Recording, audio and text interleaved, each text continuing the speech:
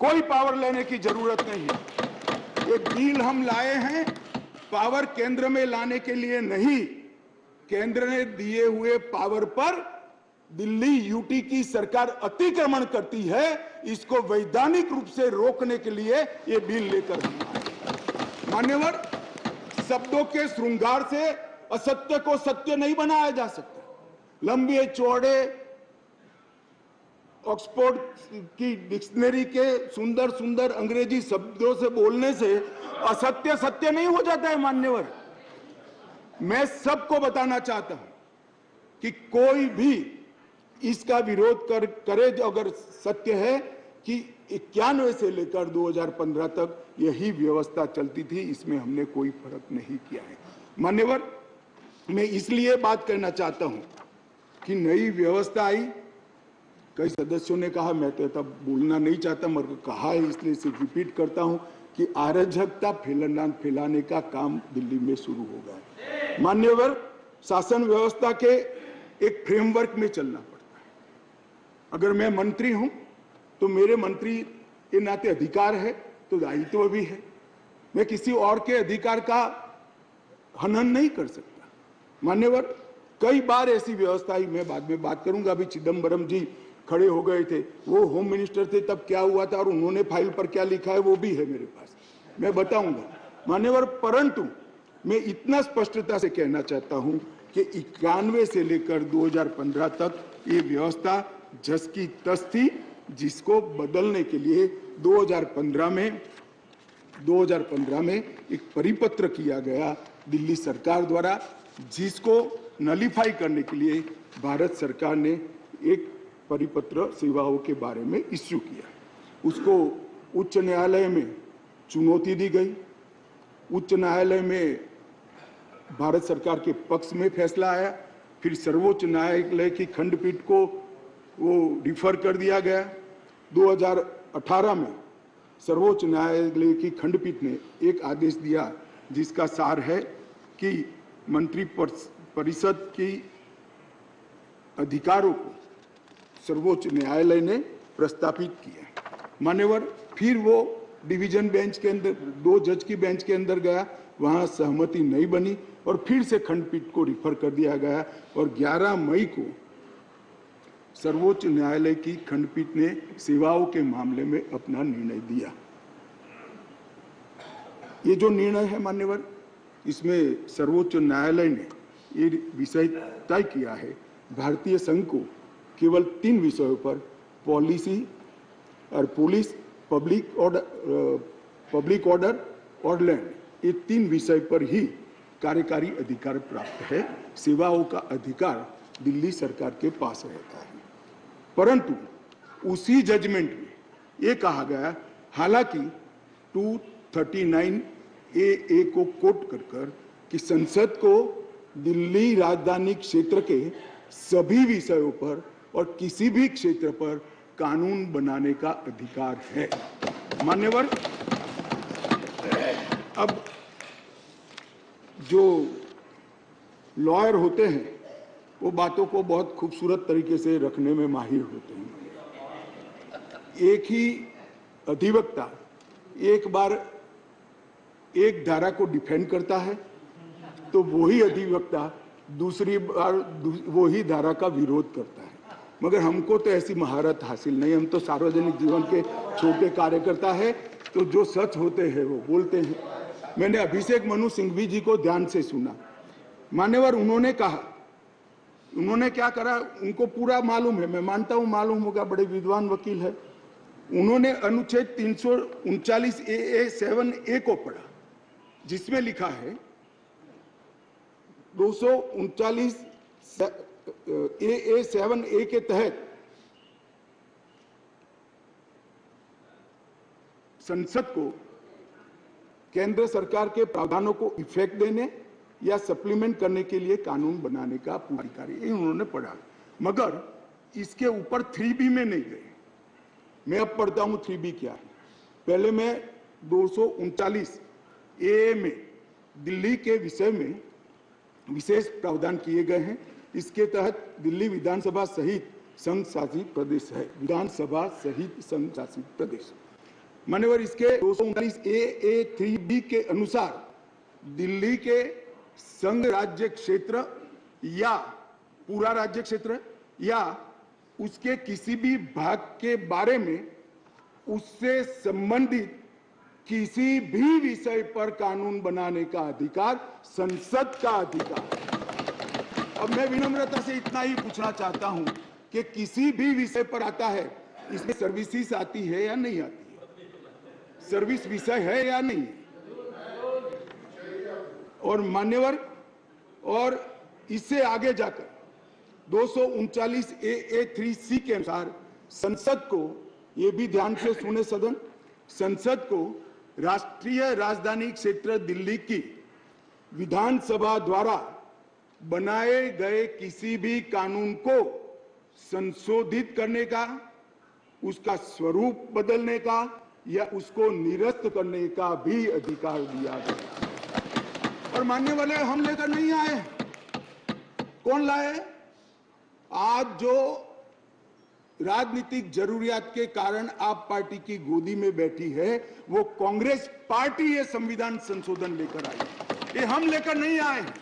अगर दिल्ली के अधिकारों का किसी ने हनन किया है, दिल्ली की असेंबली का किसी ने हनन किया अधिकारों का, तो मान्यवर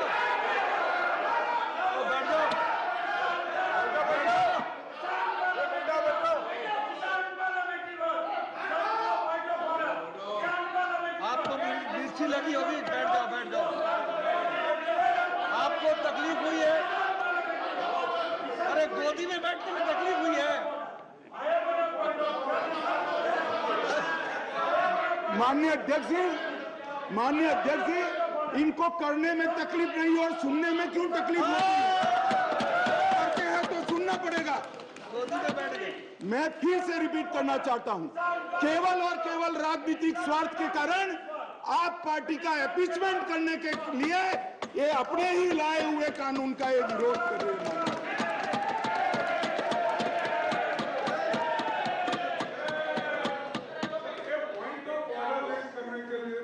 कैसा point of order?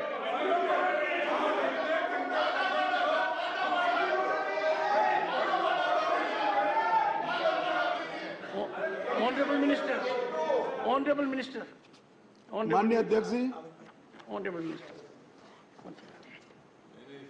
would you please raise your point of order? Point of order पे रहूंगा। Our rule says unparliamentary word cannot be used in this house.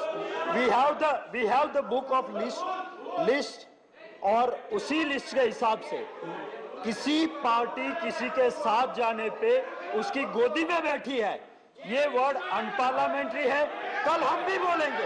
आप डेकोरम की बात करते हो, आप डेकोरम की बात करते हो, तो प्लीज गोदी में बैठे हैं, हम भी बीजेपी के लिए बोलेंगे कि कौन सी गोदी है, किसकी गोदी में बैठे हैं। तो डेकोरम आप कहते हो, तो डेकोरम मेंटेन हम भी करना चाहते हैं। और speaker sir, You are not to make a speech. I have heard your point of order. I reject the point of order. Take your seat. Sir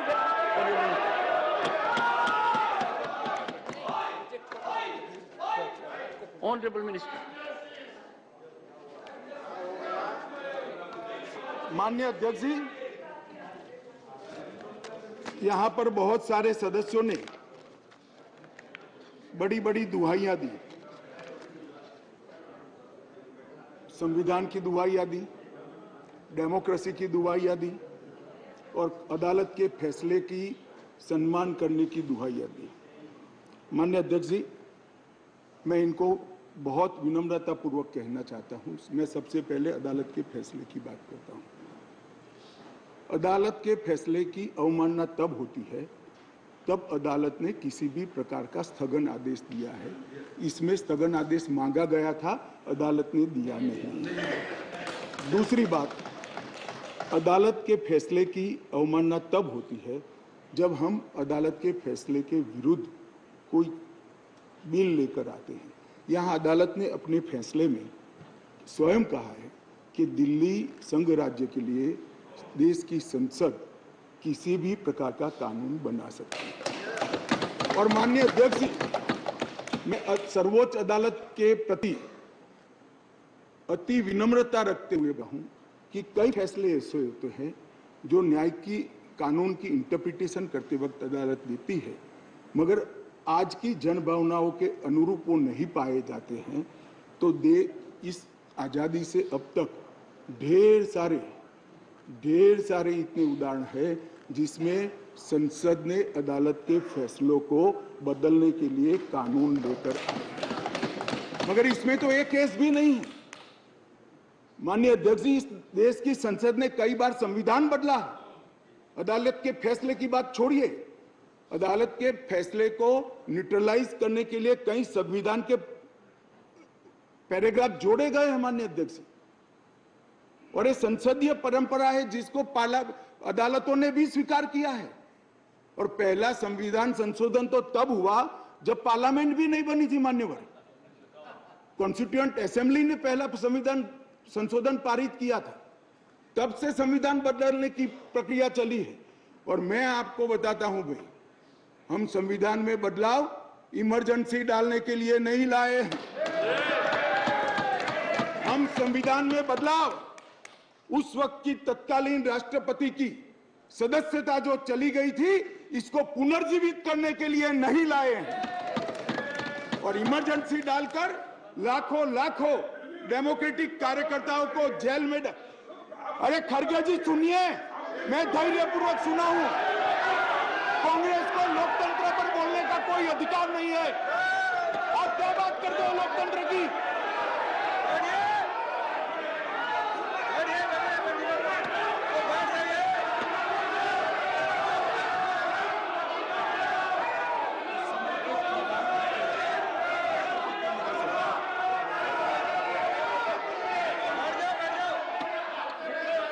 Honorable members, please take your seat.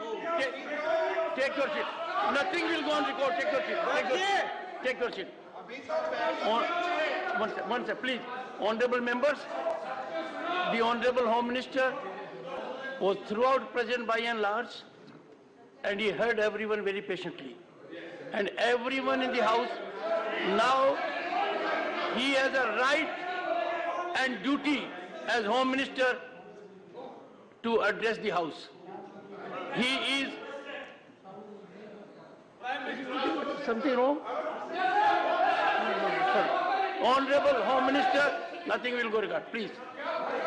मान्यवर, मैं थोड़ी जल्दबाजी में प्रधानमंत्री की जगह राष्ट्रपति बोल गया, इसलिए मैं थोड़ा फिर से रिपीट करना चाहता हूं। इस देश के पूर्व प्रधानमंत्री की सदस्यता बचाने के लिए हम ये बिल नहीं लेकर आए। ये बिल संविधान की भावनाओं को संभालने के लिए हम लेकर आए। और मान्यवर, इमरजेंसी डाली गई, हम तो बहुत छोटे थे उस वक्त। ये बिल पर ही है, ये बिल पर ही है। भैया डिस्कस, मान्यवर ऐसा है कि जब ये लोग बिल पर चर्चा कर रहे थे, मुझे डेमोक्रेसी समझा रहे थे, तो मैं उनको डेमोक्रेसी समझा रहा हूं कि डेमोक्रेसी क्या है। इमरजेंसी के अंदर मान्यवर 3 लाख से ज्यादा राजनीतिक दलों के बड़े बड़े नेताओं को जेल में डाल दिए गए, जेल में डाल दिए। माननीय अध्यक्ष जी, सारे अखबारों पर सेंसरशिप डाल दी गई। माननीय अध्यक्ष जी, इंडियन एक्सप्रेस ने अपने संपादकीय को खाली रखना पड़ा। माननीय अध्यक्ष जी, ये लोग डेमोक्रेसी की बात कर रहे हैं, ये लोग डेमोक्रेसी की बात कर रहे हैं। माननीय अध्यक्ष जी, और जब माननीय अध्यक्ष जी, इन्होंने पूछा कि भाई अध्यादेश आप लाए थे, तो एक बहुत सुंदर क्रोनोलॉजी देश के मतदाताओं को गुमराह करने के लिए। माननीय अध्यक्ष जी, इसका जवाब मुझे देना ही पड़ेगा। फिर से उनकी भावनाएं उद्वेलित होगी, मगर मुझे देना पड़ेगा। माननीय अध्यक्ष जी, उन्होंने कहा 11 मई को फैसला आया और 17 मई को ऑर्डिनेंस लाया गया और 19 मई को एससी को सुप्रीम कोर्ट को छुट्टी पर जाना था, तब ऑर्डिनेंस को घोषित किया गया। माननीय अध्यक्ष जी, मैं इसका तो पूरा